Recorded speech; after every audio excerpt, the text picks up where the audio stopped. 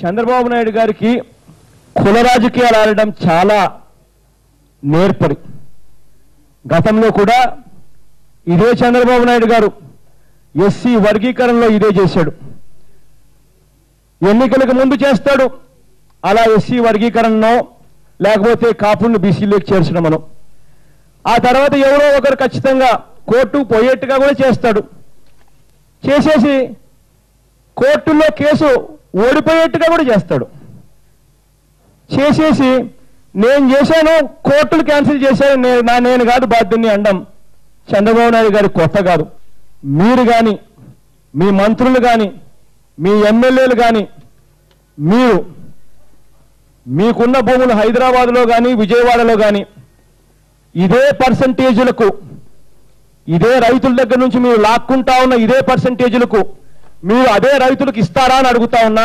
ఏ ప్రతిపక్ష నాయకుడు కూడా రాష్ట్ర ప్రయోజనాలను దెబ్బతీయడు. కానీ ఇవాళ మన దౌర్భాగ్యం ఏంటంటే రాష్ట్ర ప్రయోజనాలను దెబ్బతీసే ప్రతిపక్ష నాయకుడు. ఎందుకంటే ఇది మా కర్మ, ప్రజల దురదృష్టం.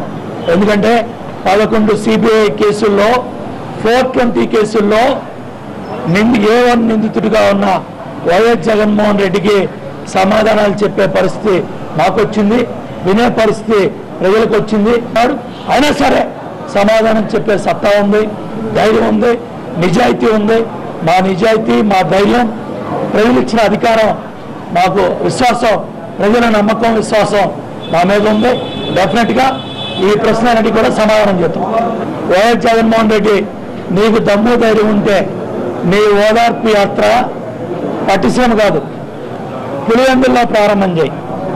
పులివెందుల్లో ప్రారంభం చేసి చీని చెట్లు చంద్రబాబు నాయుడు గారు కాపాడారా లేదా?